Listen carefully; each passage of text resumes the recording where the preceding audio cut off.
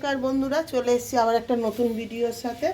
শীতকাল যেহেতু পড়ে গেছে, একটু পিঠে পুলি খেতে ভালোই লাগে মানুষের। তাই চলুন আজকে একটুখানি চুষি পিঠে করব, আপনাদেরকেও নিয়ে যাই আমার রান্নাঘরে।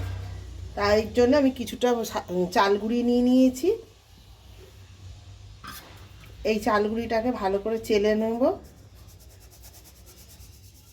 এই যে তলায় নোংরা রয়েছে, ওর জন্য চাল গুঁড়িটাকে চেলে নিলাম।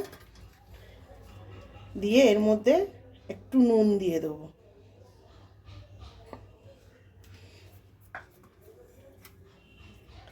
তার সাথে একটু দেবো নারকেল কুড়ো।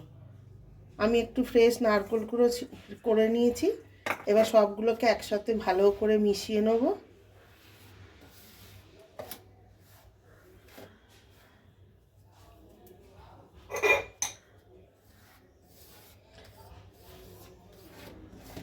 এগুলোকে একসাথে মিশিয়ে নিয়ে এদিকে আমি ভালো করে গরম জল করে নিয়েছি।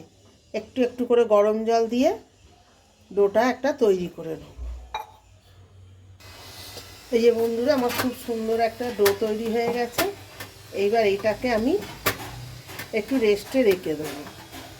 ততক্ষণে আমি দুধটা জাল করে নেব। এটা আমি রেস্টে একটু রেখে দিলাম, দিয়ে এদিকে আমি দুধটা জাল করে নেব। যে বন্ধুরা, দুধটা আমার ভালো করে ফুটে গেছে। এই সময় আমি দিয়ে দেবো চিনিটা। আমি এই বাটির 2 বাটি চিনি দিয়ে দিলাম।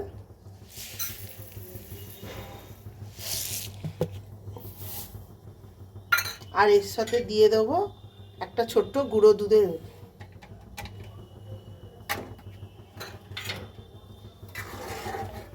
এবার ভালো করে চিনিটা গলে যাক, তারপরে দেবো চুষিগুলো।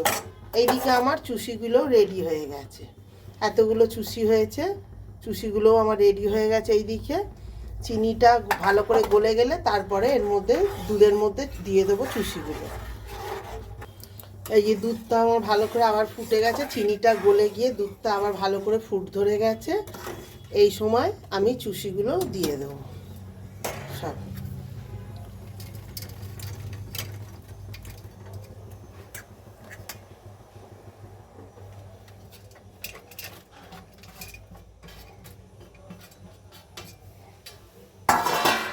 আমি সব চুষিগুলো দিয়ে দিয়েছি।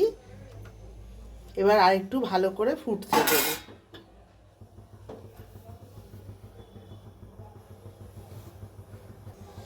এই দেখুন বন্ধুরা, দুধটা ফোটার সাথে সাথে আমার চুষি পিঠেগুলো কি সুন্দর ভেসে ভেসে উঠেছে।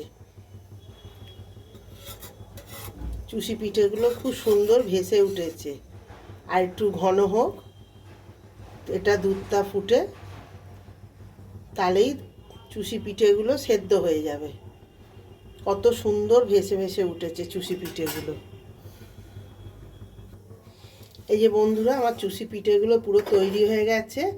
এরকম একটু দুধ ভাব রাখবো, কেন এটা ঠান্ডা হলে খানিকটা টেনে নেবে, নিয়ে শুকিয়ে যাবে, আঠা আঠা হয়ে যাবে। ওই জন্য একটু দুধ ভাব রাখবো, আর এর থেকে বেশি ফোটাবো না।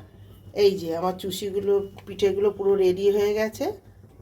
তাহলে বন্ধুরা, ভিডিওটা কেমন লাগলো অবশ্যই কমেন্টে জানাবেন, লাইক শেয়ার করবেন। এরকম ভিডিও নিয়ে আবার একটা ভিডিও নিয়ে হাজির হব। ততক্ষণের জন্য টাটা।